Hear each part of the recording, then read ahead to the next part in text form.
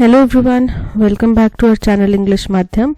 English माध्यम के platform पे मैं हूं आपकी एडुकेटर प्रियंका ठाकुर और हम सॉल्व कर रहे हैं एडिटोरियल बेस्ड प्रैक्टिस एक्सरसाइज।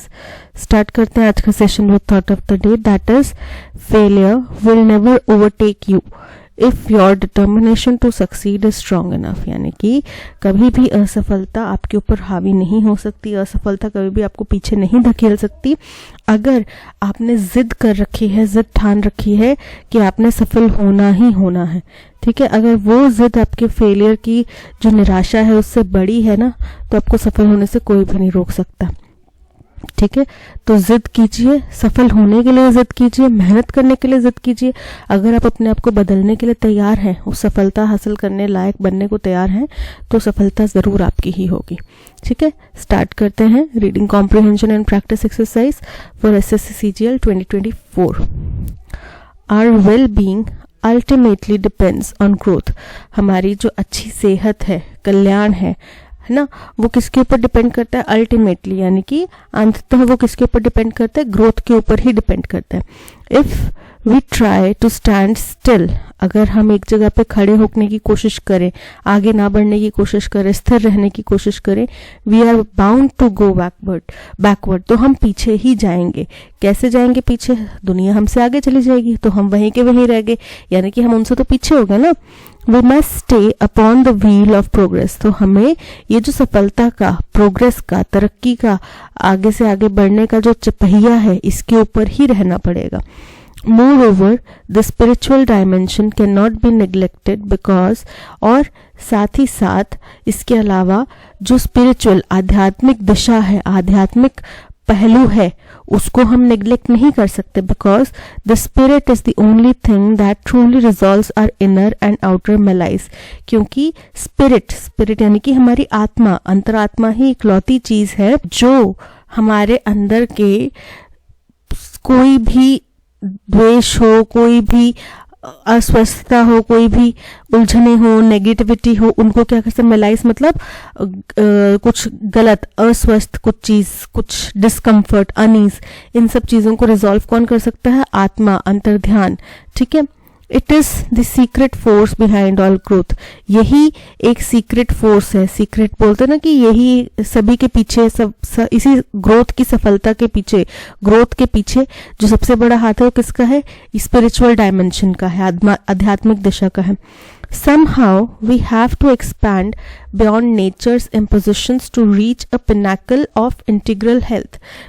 हमें किसी ना किसी तरह क्या करना पड़ेगा? ये जो हमारा दायरा है, नेचर का जो दायरा है, जो हमारे ऊपर थोपा गया है, उससे हमें बाहर निकलना पड़ेगा, उससे आगे बढ़ना पड़ेगा। अगर हमें अपनी आंतरिक, इंटीग्रल मतलब एसेंशियल, जरूरी, अभिन्न हेल्थ को, अगर हमें पिनाकल मतलब हाइट, चोटी तक लेके जाना है, हमें अपना बहु पहलू वाला, यानी कि हमारी बॉडी भी हेल्दी है, हमारा माइंड भी हेल्दी है, हमारा हार्ट भी हेल्दी है, सब कुछ हेल्दी है, ऐसी अगर दिशा में हमें जाना है तो हमें ये जो नेचुरल कुछ चीजें हैं, जो बोलते हैं ना मोह माया है, इस मोह माया के जाल से आगे बढ़ना पड़ेगा। उसके लिए स्पिरिचुअल रास्ता भी जरूरी है और हेल्थ का रास्ता भी जरूरी है। Let us consider our emotions. सबसे पहले हम अपने इमोशंस की बात करते हैं। प्रॉपरली चैनल्ड, अगर इनको सही दिशा मिले, चैनल मतलब सही दिशा, तो अगर इनको सही दिशा मिले, they elevate are being to new heights. तो ये क्या करते हैं? उत्थान करते हैं। एलिवेट करना मतलब ऊपर उठाना, हमारे जो हम लोगों को और नई हाइट्स की तरफ उठाते हैं, अगर हमारे इमोशंस सही होंगे। लेकिन अगर हम वहीं डिप्रेशन में होंगे, सैडनेस में होंगे, डिस्ट्रेस में होंगे, तो हम क्या चलते जाएंगे? नेगेटिव होते जाएंगे, पतन की तरफ चलते जाएंगे। But if distorted and downgraded, लेकिन अगर ये विकृत हो, यानी कि ट्विस्टेड हो, गलत हो, डाउनग्रेडेड हो, यानी कि डिमोट करने वाले हों, they lead us to direst depths of depression. तो ये हमें डायरेस्ट मतलब बहुत ही गहराइयों में ले जाएंगे, बहुत ही गहरे डिप्रेशन में, डिसऑर्डर या रिवोल्ट में ले जाएंगे। Look at the heart for instance. अब उदाहरण के तौर पे अपने दिल की तरफ देखते हैं। अब देखो, दिल जो है एक ऑर्गन है बॉडी का, ब्लड पंप करने का काम करता है। बट हम पता है कि जब भी जैसे हमारा कोई बहुत ही फेवरेट पर्सन है या जिसके ऊपर हमें क्रश है वो हमारा प्यार से नाम ले दे तो हार्ट बीट्स बढ़ जाती हैं। यही बताता है कि दिल कितना इंपॉर्टेंट पहलू है। राइटर्स ने ऐसे ही नहीं बोल दिया, दिल को जब प्यार की उपमा देते हैं दिल से, तो वो कोई ऐसे ही नहीं बोल दिया। No part of nature gives more happiness. Nature का कोई भी हिस्सा जो है वो इतना खुशी नहीं दे सकता जितना ये देता है। No more perfect a channel than the heart exist for love. और प्यार के लिए भी कोई भी ऐसा जरिया नहीं है, हार्ट के अलावा परफेक्ट कोई भी जरिया नहीं है। But it is incorrect to say that it is always right. लेकिन ये कहना भी सही नहीं होगा कि ये हमेशा सही होता है। कई लोगों को अपनी गलतियों का बाद में एहसास होता है, दिल की सुन के जो गलती कर बैठे हैं फिर बाद में एहसास होता है ये नहीं करना चाहिए था। Its promptings should be heeded. इसकी जो प्रॉम्प्ट्स मतलब जो ये ललचाता है ना कि अब मेरी इच्छा हो गई आइसक्रीम खाने की, आप वेट लॉस डाइट पे चल रहे हो, आप अपना वेट लूज करना चाहते हो, लेकिन ये क्या कर रहा है, आपको उत्तेजित कर रहा है, आपको सिग्नल दे रहा है आइसक्रीम मिल जाती या चॉकलेट मिल जाती, बड़ा मजा आ जाता। ठीक है, तो उसको हीडेड मतलब कि ध्यान देना। तो इसकी जरूरी है कि ये जो भी हमें बोले उसको ध्यान दिया जाए, लेकिन ये भी समझना जरूरी है कि ये वही चीजें हैं, but remember it is still part of our ignorant nature. ये अभी भी हमारे उस व्यवहार का, उस नेचर का हिस्सा है जो हम इग्नोर करना चाहते हैं, जो इग्नोर हो रहा है उसका। The heart gets repeatedly ensnared in the turgidities of the lower vital। तो बोल रहे हैं कि हाथ जो हार्ट है वो बार बार हमें फंसा देता है, किसमें फंस जाता है, किसमें, टर्जिडिटी मतलब स्वेलिंग, सूजन, इन्फ्लेशन, यानी कि कुछ भी लोअर वाइटल मतलब जो हमारे इमोशंस का सबसे निचला स्तर है ना, उसमें उसकी गंभीरता में ये हमेशा उलझ जाता है। So it is prone to contrary influences. तो ऐसा हो सकता है कि ये क्या हो, वल्नरेबल हो, किसके लिए, कॉन्ट्ररी मतलब विरोधी इन्फ्लुएंसेस, यानी कि जो हमारे लिए अच्छे नहीं है, विरोध करने के योग्य है। ठीक है, मम्मी पापा ने बोला कि अभी टीवी नहीं देखो, पर दिल कर रहा है कि थोड़ी देर और देख ले, है ना, तो हम क्या करेंगे उस टाइम, रिवोल्ट पे, विद्रोह पे आ जाएंगे कि नहीं हमें अभी देखना है, आप हमारी कोई बात नहीं सुनते। तो ये किसका काम है, ये हमारे दिल का काम है, क्योंकि वो हमें उलझा देता है इन चीजों में। Observe how easily love changes to rancor and even hate। बोल रहे हैं कभी देखना, आप जिससे बहुत ज्यादा प्यार करते हैं वो व्यक्ति एक बार आपकी बात ना माने तो कैसे वो प्यार जो है द्वेष, रेनकर मतलब द्वेष, और कभी कभी इवन नफरत में बदल जाता है। या वो कोई ऐसी बात कर दे जो आपके पसंद की ना हो, तब कैसे गालियां देने लग पड़ते हैं हम उनको, राइट। तो वो चीज क्या है, वो यही इसी चीज दिल का ही काम है। We have to plunge deeper inside it to locate the authentic voice of truth। हमें और ज्यादा इसमें गहराई में, प्लंज मतलब गोता लगाना पड़ेगा, और ज्यादा गहराई में जाना पड़ेगा ताकि हमें उसकी असल आवाज, जो हमारा असली आवाज है, सच क्या है, उसकी असली आवाज जो है वो सुननी हो ना। क्योंकि दिल जो है कि उसने मेरे को ऐसे बोल दिया है यार, उसने मेरे को ऐसे कैसे बोल दिया, पर हम उसकी गहराई नहीं समझेंगे। हो सकता है उसने हमारे भले के लिए बोला, उसने सबके सामने वो गुस्सा कर दिया, पर हो सकता है कि वो हमें कुछ और बड़े खतरे से बचा रहा हो। तो ये सोचने के लिए आपको शांत होना पड़ेगा, आपको और ज्यादा गहराई में जाना पड़ेगा, तब जाके आपको समझ में आएगी कि हकीकत क्या थी। It is this source that we alone need. यही एक जरिया है जो हमें चाहिए। We are progressing to a zone on of infallibility. हम निरंतर एक अचूकता, इनफैलिबिलिटी मतलब बिल्कुल अचूक, जो फ्लॉलेस है, जिसमें कोई गलतियां नहीं है, उस जोन की तरफ बढ़ते जाते हैं। Presently we see our emotions split between two hemispheres. अभी इस समय पे हम क्या करते हैं, अपने इमोशंस को दो हेमिस्फीयर्स यानी कि दो क्षितिज पे बटा हुआ पाते हैं। बिसेट विद डुअलिटी, जो कि दोहरेपन से घिरा हुआ है। The mind is trying to instill stoicism but is incapable of reconciling these opposites। तो दिमाग जो है वो क्या करना चाहता है, वो संयम बरतना चाहता है। स्टोइसिज्म मतलब संयम, सेल्फ कंट्रोल। तो इंस्टिल करना मतलब पैदा करना, वो संयम पैदा करना चाहता है, संयम बरतना चाहता है, लेकिन वो अकेले इन दोनों ऑपोजिट्स, जो दिल ने दो ऑपोजिट्स पैदा कर दिए ना, उसको रिकंसाइल नहीं कर सकता, उनको जोड़ नहीं सकता। Offer them to your true centre. अब क्या किया जाए, हम क्या करें, हम ये दोनों ही जो मतभेद है, हमारा जो केंद्र है दिमाग का, दिल का, बीच का, मध्य हमारी जो आत्मा है, उसके हम क्या कर दें, इसको समर्पित कर दें. What integral yoga calls the psychic being. तो इसको इंटीग्रल मतलब हमारा अभिन्न. तो अभिन्न योगा, एक इंटीग्रल योगा कोई फॉर्म होगी, वो क्या करती है, वो इसको साइकिक बीइंग, साइकिक मतलब मानसिक, दिमाग से, स्पिरिचुअल, ठीक है, स्पिरिचुअलिटी जिसको कहा जाता है, उसको समर्पित कर दिया जाए. This executive soul silently harmonises everything through seamless mastery and control. तो ये जो हमारी अंतरात्मा है, एग्जेक्टिव सोल है, ये क्या करती है, धीरे धीरे हमें हार्मोनाइज करती है. हार्मोनाइज करना मतलब हमें एक धुन में बैठाना, हमें एक सिंक्रोनाइजेशन में लाना. एवरीथिंग थ्रू सीमलेस मास्टरी, किसके जरिए, सीमलेस मतलब जिसमें कोई भी सिलाई नहीं दिखाई दे रही, यानी कि बीच में कोई त्रुटि नहीं दिखाई दे रही, उस वैसी मास्टरी देती है, वैसा कंट्रोल पैदा करने की क्षमता देती है. इट ऑर्गेनाइजेस ऑल, ये सभी को ऑर्गेनाइज करती है. नॉट जस्ट आर इमोशंस, ना केवल हमारे इमोशंस को, हमारे विचारों को ऑर्गेनाइज करती है.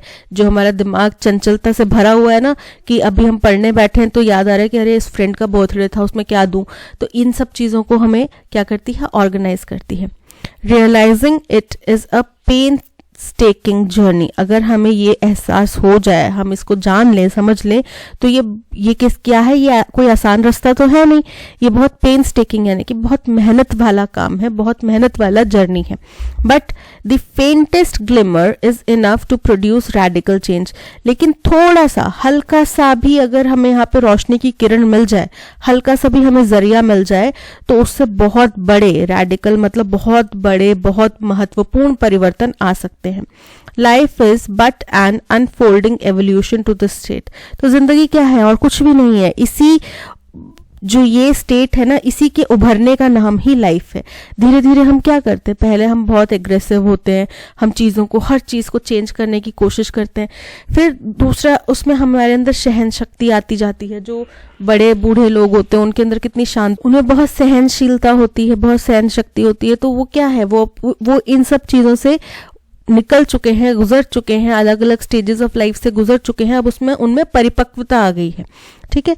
थ्रू दिस इन्फ्लुएंस, इसी प्रभाव से वी ज्वाइन द हेमिस्फीयर्स, हम भी इन दोनों हेमिस्फीयर, बोला ना, दो अलग अलग क्षितिज पे हैं, दो डुअलिटी का प्रिंसिपल, जो यहाँ पे बोला कि डुअलिटी का कंसेप्ट चलता है. आत्मा जो है, दिल जो है, वो डुअलिटी के कंसेप्ट में चलता है. वो बोलता है यार कर लूं, यार रहने देता हूँ. वो ऐसे असमंजस में फंसा रहता है. दिमाग को चाहिए स्टेबिलिटी, दिमाग चाहता है यार कुछ तो चूज कर जल्दी से.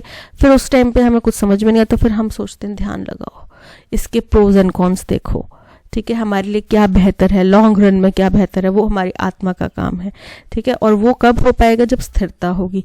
तो तब जब स्थिरता आ जाएगी, जब जो हम जिंदगी के बुढ़ापे में हासिल करना चाहते हैं, अब तो हमारे पास इतने सारे सोर्सेज हैं. पहले तो लोगों को एक उम्र निकाल के पता चलता था, अच्छा यार ऐਵੇਂ ही सारी जिंदगी गवा दी, लड़ने झगड़ने में कुछ नहीं रखा हुआ, अंत तो सबका एक ही है. लेकिन अब हम इतने सारे चैनल्स के माध्यम से, इतने सारे अलग अलग चीज़ों से हमें पता चलता है, हम ध्यान लगा सकते हैं, स्पिरिचुअल जर्नीज पे जा सकते हैं. मतलब वहाँ पे आपको कहीं पर्टिकुलरली जाने की ज़रूरत नहीं है, पर स्पिरिचुअल जर्नी मतलब अध्यात्म की शुरुआत कर सकते हैं. तो हम क्या कर सकते हैं, इन दोनों हेमिस्फीयर्स को जोड़ सकते हैं. We nurture the higher ranges and lift the lower parts. हम जो ऊंचा स्तर है, जो ऑलरेडी हमारी एनर्जी लेवल ऊंचे स्तर पर है, उसको और ज्यादा हम बेहतर करेंगे, और ज्यादा उसको हम पालन पोषण करेंगे. और जो एनर्जी हमारे निचले स्तर पर है, लोअर पार्ट्स में है, उसको हम ऊपर उठाने की कोशिश करेंगे. Transforming them all into gratitude. और इन सभी को हमने कृतज्ञता में, थैंकफुलनेस में बदल देना है. When The emotions base themselves on thankfulness, जब हमारे सभी इमोशंस जो हैं वो कृतज्ञता के ऊपर निर्भर करेंगे, we know we are on the right path, तब हम सोचेंगे कि हम सही दिशा में हैं. किसी का मान लो माइनर सा एक्सीडेंट हो गया, ठीक है, उसके हाथ में फ्रैक्चर आ गया, यार ये हो गया, ऐसे हो गया, ऐसे हो गया. वो अगर इसके बजाय ये सोचते शुक्र है सिर्फ हाथ पे टूटा, मेरी जिंदगी बच गई, हो सकता है कितना बड़ा हो सकता था, ठीक है, तो वो भगवान का शुक्र कर भी सकता है कि आपने शुक्र है मेरी जान बचा दी, मेरे को कुछ नुकसान नहीं हुआ। लेकिन वहीं अगर हम नेगेटिव एस्पेक्ट लेके चले तो हम ये बोल सकते हैं ओहो इतना नुकसान हो गया। नुकसान हुआ, नो डाउट नुकसान नहीं हुआ, ये तो कोई नहीं बोलेगा कि नुकसान नहीं हो, बट हो सकता है इससे ज्यादा गंभीर नुकसान हो सकता था, आप थोड़े में छूट गए, राइट। तो ये कृतज्ञता वाला भाव आना चाहिए। Gratitude brings illimitable happiness. Gratitude जो है असीम खुशहाली लेकर आता है। Providing the necessary fuel for true progress, जो कि बहुत जरूरी एक ईंधन है किसके लिए, तरक्की के लिए। Learn to observe your inner movements through the eyes of the soul. अपने अंदर क्या उथल पुथल चल रही है, क्या चहल पहल चल रही है, उसको समझने की कोशिश करो, उसको ऑब्जर्व करो, देखो कि किस बात से मन विचलित हो रहा है, कहाँ मन घबरा रहा है, कहाँ आपको लग रहा है किसी से डर लग रहा है, कोई इमोशन आपका वीक पड़ रहा है, उनको समझो। और कैसे समझोगे, आत्मा की दृष्टि से।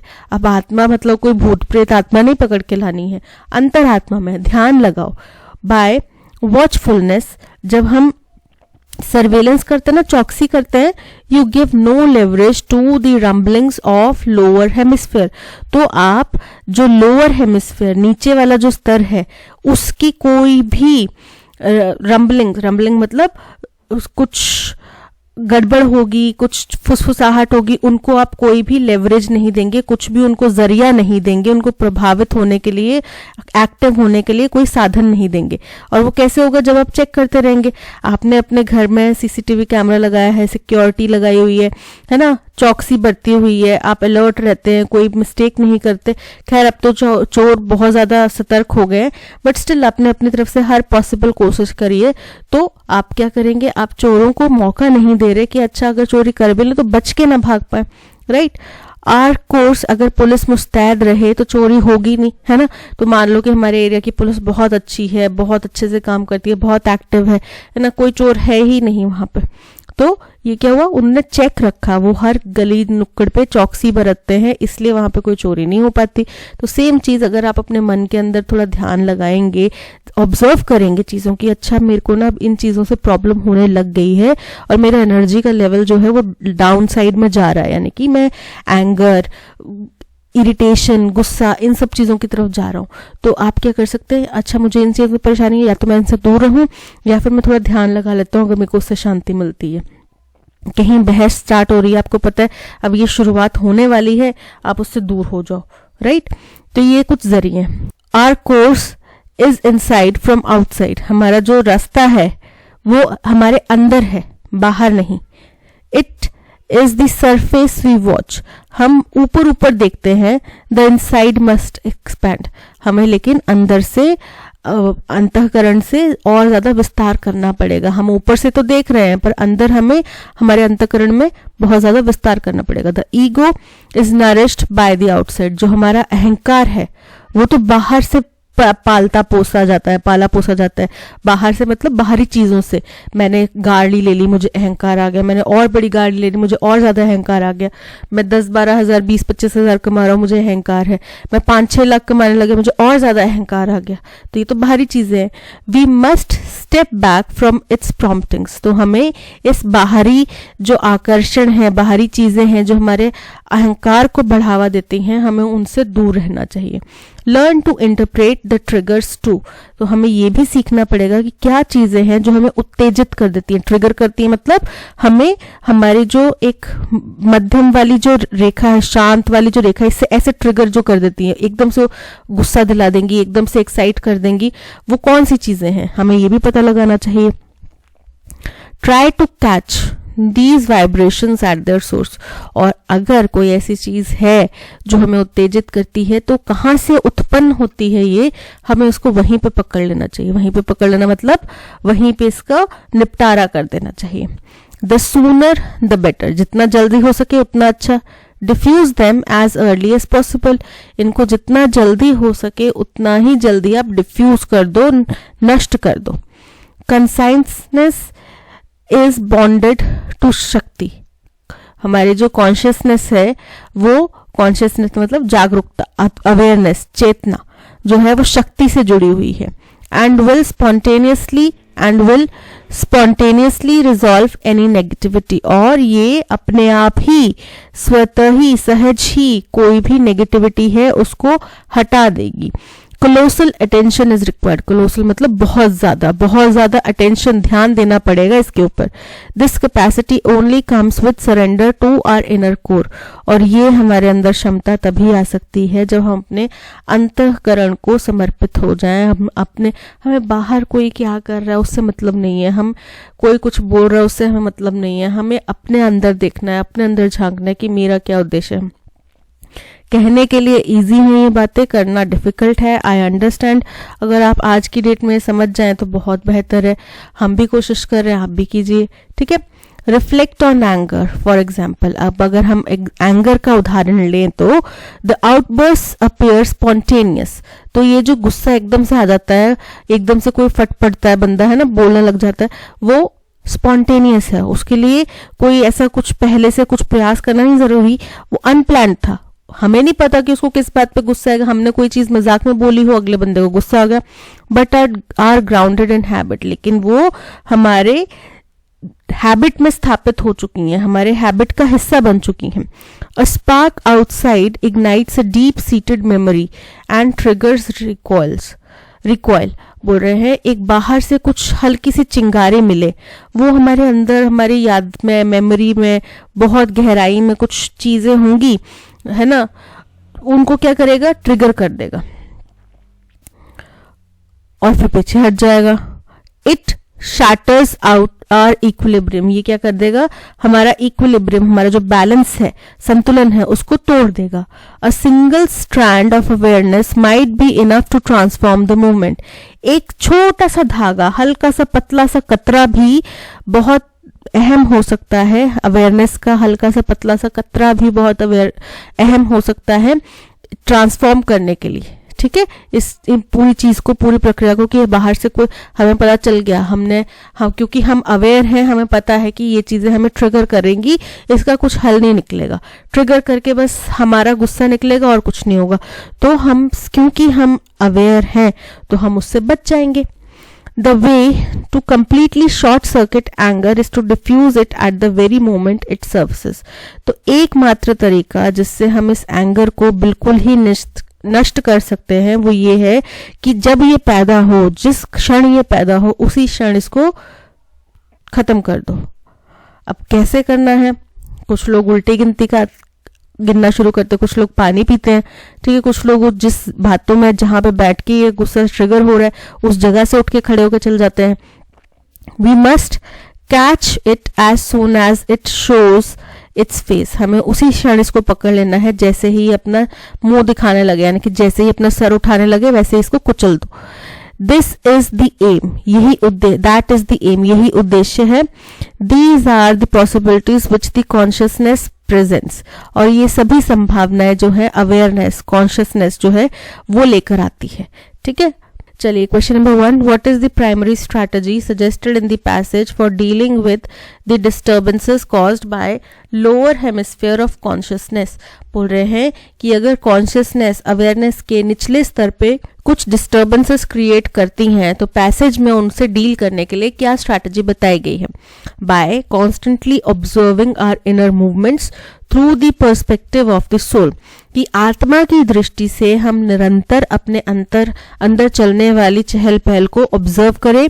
We can prevent giving any leverage to the disturbances caused by the lower hemisphere. हम जो निचले स्तर के अंदर कोई भी डिस्टर्बेंस पैदा होती है उसको कुछ भी हम इम्पोर्टेंस ना दें। Thereby maintaining our inner peace and equilibrium. बिल्कुल correct, option A is correct. According to the passage, how can one effectively deal with emotions of anger? कैसे एंगर से कैसे निपट सकते हैं? जिस क्षण वो पैदा हो उसी क्षण उसको डिफ्यूज कर दिया जाए, ठीक है, जिस क्षण वो पैदा हो उसी क्षण उसको उसका सफन कुचल दिया जाए। The passage suggests that best way to deal with anger is to express it. बोल रहे हैं कि गुस्से से जूझने का सबसे बेस्ट तरीका ये है कि उसको निकाल दो, मतलब उसको जिसके ऊपर गुस्सा आ रहा है उसके ऊपर भड़ास निकाल दो, तो आपको उससे क्या होगा, वो बंदा गुस्सा हो जाएगा, फिर आप और गुस्सा हो जाएंगे, फिर वो गुस्सा हो जाएगा, बहस होएगी, राइट। ये तो सोल्यूशन नहीं है, इनकरेक्ट हो गया। It is recommended to indulge in activities that provoke anger, ऐसी गतिविधियों में भाग लें जो आपके गुस्से को और ज्यादा बढ़ाए, इनकरेक्ट है। हमें तो गुस्से को खत्म करना है, बढ़ाना तो है नहीं। One should completely ignore the feelings of anger and focus on positive thoughts, as this will eventually erase the emotions from one's consciousness. कि हमें एंगर को इग्नोर करना चाहिए और पॉजिटिव चीज़ों के ऊपर ध्यान देना चाहिए। इससे क्या होगा, हमारे कॉन्शियसनेस से, हमारी अवेयरनेस से एंगर चला जाएगा। ऐसा नहीं हो सकता, आप एंगर को इग्नोर नहीं कर सकते, पर हाँ एंगर को आप खत्म करने की कोशिश कर सकते हैं उसकी पॉजिटिव साइड्स देख के। The effective way to short circuit anger is to diffuse it the very moment it surfaces by catching it as soon as it shows its face. Option D is correct. What is the tone of the passage? वैसे अगर spiritual होता तो हम spiritual लिखते, but optimistic यानी कि positive tone है, क्योंकि ये सारी जो चीजें हैं वो हमें पॉजिटिव दिशा की तरफ धकेलने के लिए कर रहे हैं। ठीक है, so optimistic option A is correct. According to the passage, what is the role of the heart in the context of emotions and growth? बोल रहे हैं पैसेज के अनुसार दिल का क्या महत्व है अगर हमें इमोशंस और ग्रोथ की बात करनी है, तो उसमें दिल का, हमारे दिल का क्या महत्व है। तो भाई देखो, दिल हमें कुछ चीजों के लिए प्रॉम्प्ट करता है, ठीक है, पर हमें उनको नहीं देखना होता। दिल जो है वो लव और हैप्पीनेस का सबसे बड़ा सोर्स है, और कोई व्यक्ति अगर खुश होगा, है ना, तो वो ऑब्वियसली तरक्की करेगा। The heart is always correct in its promptings, ये इनकरेक्ट है, बोल रहे हैं ना, दिल कभी हमेशा जरूरी नहीं है सही हो। And lead us to the highest levels of emotional wellbeing and growth. अगर किसी के ऊपर गुस्सा आ जाए, किसी से आप नफरत करने लगे, तो आप क्या तरक्की कर पाएंगे? नहीं ना, आपका दिमाग सारा टाइम यही लगा रहेगा कि वो बंदा क्या कर रहा है, वो मेरे से ज्यादा बेहतर हो गया, है ना। Heart is a channel for love and happiness, but can also lead to negative emotions such as rancor and hate due to its entanglement in lower vital. बिल्कुल करेक्ट है, हार्ट जो है वो सबसे बेस्ट चैनल है love और happiness का, जिसकी वजह से हम ग्रोथ करते हैं। लेकिन नेगेटिव इमोशंस जैसे कि गुस्सा और नफरत भी, किसी के प्रति द्वेष और नफरत भी जो है वो उत्पन्न हो सकते हैं इसके अंदर, और जो कि लोअर वाइटल यानी कि निचले स्तर में इनको हमें उलझा देते हैं। So option B is correct. What is the main theme of the passage? The dangers of uncontrolled emotions. Incorrect, हमने उसके खतरों के बारे में नहीं पढ़ा। The importance of gratitude in personal growth. तो केवल ग्रैटिट्यूड की बात नहीं करी गई, पर हमारी पूरी सोल को हार्मोनाइज करने की बात की गई। The role of soul in harmonising emotions. Option C is correct. I don't think you should go out in the rain. It's dash. बोल रहे हैं कि मुझे नहीं लगता कि तुम्हें बाहर बारिश में जाना चाहिए। अब जब बहुत मूसलाधार बारिश हो रही होगी ना, बहुत ही ज्यादा तेज, मतलब रुक ही नहीं रही, बहुत ही ज्यादा तेज बारिश हो रही है, तो उसको बोला जाता है रेनिंग कैट्स एंड डॉग्स। ठीक है, कैट्स एंड डॉग्स। अब बोलो ये कैट्स एंड डॉग्स की कभी बारिश होती है? नहीं ना, कैट्स एंड डॉग्स की बारिश नहीं होती। ये एक इडियम है जो कि इस्तेमाल किया जाता है मूसलाधार बारिश के लिए। Rain on cats and dogs, उनके ऊपर बारिश हो रही है। Storming cats and dogs, raining cats and dogs, raining dogs and puppies. So option C, raining cats and dogs is correct. To keep one's temper, इसका मतलब होता है कि शांत रखना, खुद को शांत रखने का प्रयास करना। ठीक है, टू मीट विद डिजास्टर, कुछ दुर्घटना हो जाना। टू बिकम इम्पेशेंट, बड़े ही उतावले हो जाना। टू बिकम एंग्री, बड़ा गुस्सा हो जाना। टू रिमेन काम, शांत रहना। Option D is correct. Today's lecture had a profound मतलब बहुत बड़ा, ठीक है, इम्पैक्ट ऑन माई फ्रेंड। तो बोल रहे हैं कि आज के लेक्चर का बहुत गहरा, बहुत बड़ा इम्पैक्ट, प्रभाव है मेरे दोस्त के ऊपर। प्रोफाउंड के स्पेलिंग होते हैं PROFOUND। प्रोफाउंड की स्पेलिंग क्या होता है? FOUND। फाइंड, फाउंड, ठीक है, फाउंड और प्रो आगे लगा दो, प्रोफाउंड। क्या हो गए? Profound. Option D is correct. To get cold feet मतलब डर जाना, ठीक है। To be afraid, option A is correct. To fall sick, to be indifferent, to run for life. His amazing performance made him famous. उसकी बहुत जो उम्दा performance थी, बहुत ही आश्चर्यचकित करने वाली इनक्रेडिबल परफॉर्मेंस थी, उसकी वजह से वो बहुत फेमस हो गया। अब इसका एंटोनिम क्या हो जाएगा? साधारण सी थी, मामूली सी थी, कोई ऐसा कुछ खास नहीं था, वाव नहीं था। So option A ordinary is correct. कोलेरी मतलब होता है कोयले की खदान, एडवर्सरी मतलब होता है विरोधी, है ना। बाइनरी मतलब जो टू डिजिट्स में होता है, 0 और 1। अगर कंप्यूटर किसी ने किया होगा तो 0 और 1 binary. So option A ordinary is correct. The food was too salty eat this morning. तो खाने के लिए बहुत सॉल्टी था, यानी कि खाया ना नहीं जा सकता था। तो टू सॉल्टी टू ईट, ठीक है। टू सॉल्टी के साथ में क्या आएगा? टू ईट, क्योंकि जब भी TOO वाला टू आता है तो इसके साथ में टू प्लस वर्ब आता है।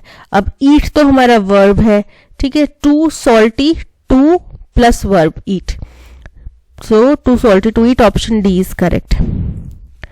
एलिगेंट, एलिगेंट का मतलब बहुत ही शालीन, बहुत ही शिष्ट, बहुत ही sophisticated, graceful.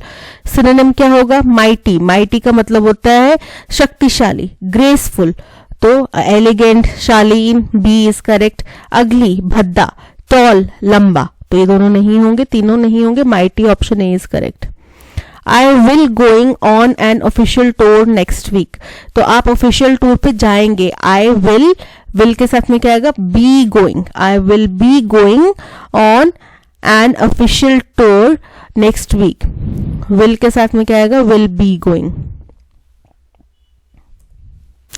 Shelley and Keats are great writers, but I prefer last। जब दो चीजें हो, ठीक है, जैसे कि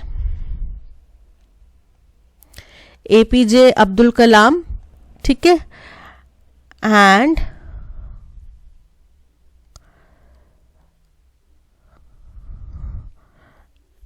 Draupadi Murmu.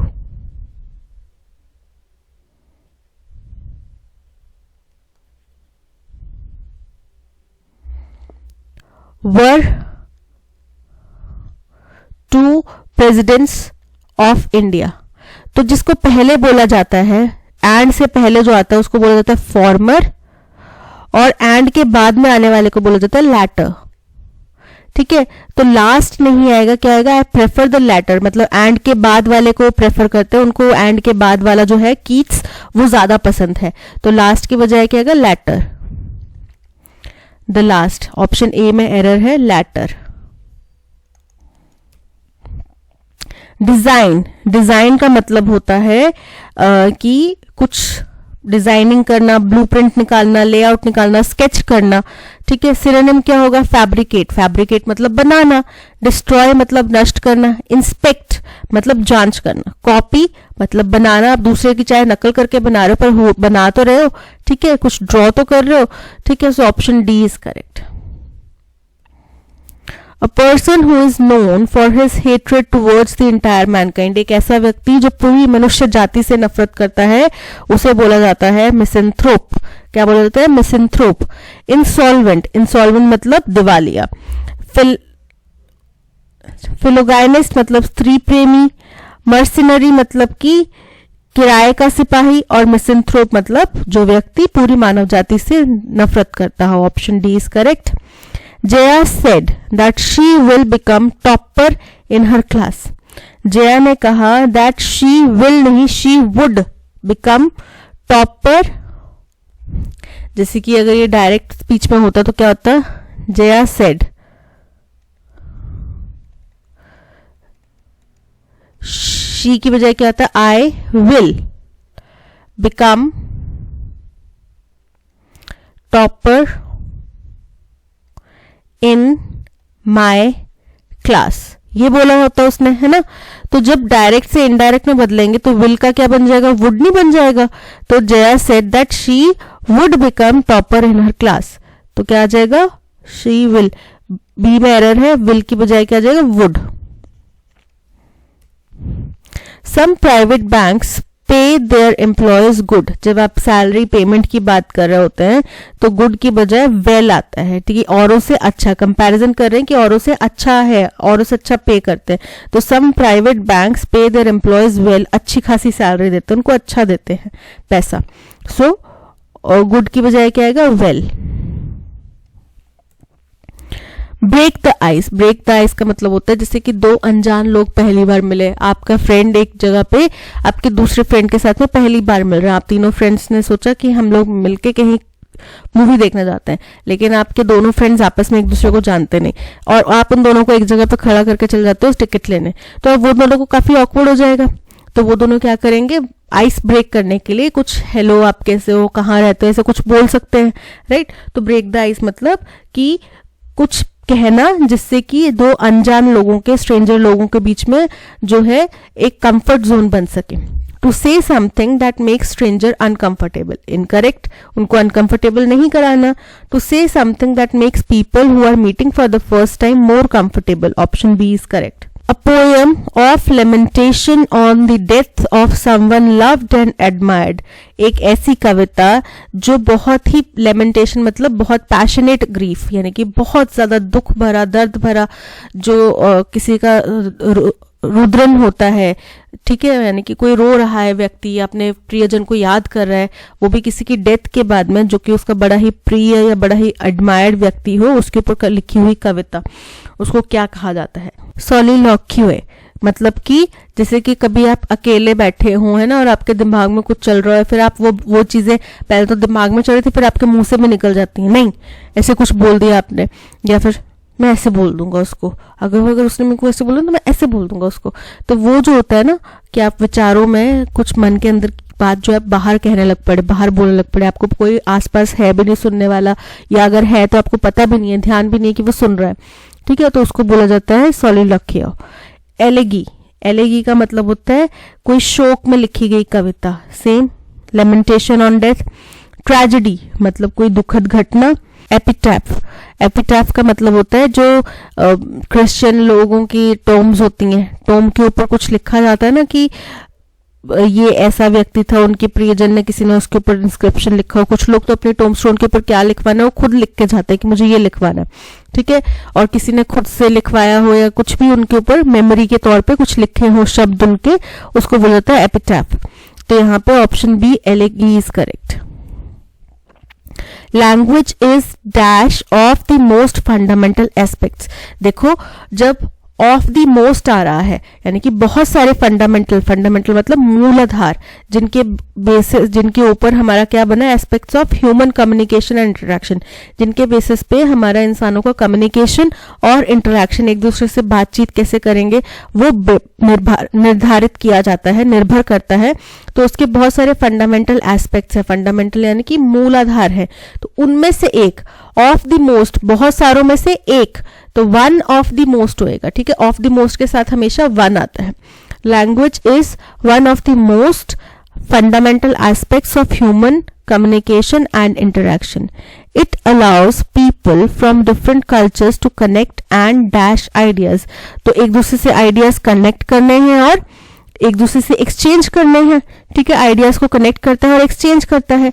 While many individuals grow up learning just one language, बहुत सारे लोग एक ही भाषा सीखते हुए बड़े होते हैं, बड़े होते हुए एक ही भाषा सीखते हैं। There are a variety of reasons why learning a second language can be beneficial. तो बहुत सारे ऐसे कारण हैं जिनसे हम ये कह सकते हैं कि एक दूसरी भाषा सीखना भी अनिवार्य है और बहुत ज्यादा फायदेमंद हो सकता है। Dash it can improve cognitive abilities, ये हमारी कॉग्निटिव एबिलिटीज को बढ़ा सकता है। कॉग्निटिव एबिलिटीज मतलब कि सोचने समझने की शक्ति, हमारे जो एक्स्ट्रा कुछ कैपेबिलिटीज होती है ना उनको बढ़ा सकता है। एनहांस जॉब प्रोस्पेक्ट्स, हमारी जॉब स्किल्स में भी ये काम कर सकता है, बेहतर कर सकता है। Facilitate travel and cultural immersion, हमें ट्रैवल करने में सुविधा हो सकती है और हम दूसरे किसी कल्चर में आसानी से घुल मिल सकते हैं। Dash proficiency in second language is an invaluable asset for personal growth, अगर किसी के पास में बहुत अच्छी प्रोफिशिएंसी हो, ठीक है, दूसरी भाषा जो उसने सीखी है उसमें अच्छी उसकी पकड़ हो, तो उसकी पर्सनल ग्रोथ में बहुत ज्यादा महत्वपूर्ण योगदान दे सकता है। As well as professional development, और उसकी प्रोफेशनल डेवलपमेंट में भी महत्वपूर्ण योगदान दे सकता है। Audio video mediums such as dash are among the best ways to learn a second language. Audio या वीडियो के माध्यम से हम दूसरी लैंग्वेज जो सीखना चाहते हैं वो बेस्ट तरीके से हम सीख सकते हैं। As they allow learners to engage with cultural content, क्योंकि उसमें जो सीखने वाला व्यक्ति होता है, लर्नर मतलब जो सीख रहा है व्यक्ति, वो कल्चरल कंटेंट यानी कि उनके जो कल्चर का जो भी कंटेंट है उससे बहुत अच्छे से इंगेज हो सकता है, बोरिंग नहीं लगेगा उसको, ठीक है, इंगेजिंग लगेगा। तो सबसे पहले languages, 3 of the most fundamental, 4 of the most fundamental, 2 of the 4 most fundamental या 1। तो हमने पता किया, हमने बताया कि जब बहुत सारे फंडामेंटल्स हैं, 1 2 3 4 5 6 7, ये सभी जो है कम्युनिकेशन के लिए जरूरी है, उनमें से एक ऑफ द मोस्ट मतलब 1 of the most, option D 1 is correct. It allows people from different cultures to connect and shares shared।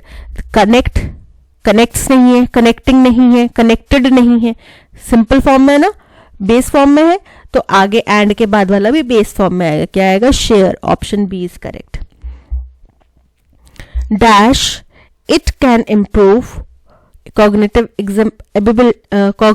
abilities, therefore बोल रहे हैं इसलिए, हालांकि मतलब देयरफॉर यानी कि अतः ये क्या कर सकता है, तो अतः नहीं आएगा, एज इट इज भी नहीं आएगा, हाउएवर हालांकि, या फॉर एग्जाम्पल, तो उदाहरण के तौर पे, बहुत सारे फायदे बता रहे हैं, तो उदाहरण के तौर पे हमारी कॉग्निटिव एबिलिटीज को बढ़ा सकता है, हमारे जॉब प्रोस्पेक्ट्स को बढ़ा सकता है, हमारी ट्रैवल और कल्चरल एमिशन में हमें मदद कर सकता है, ठीक है। सो ऑप्शन डी उदाहरण के तौर पे।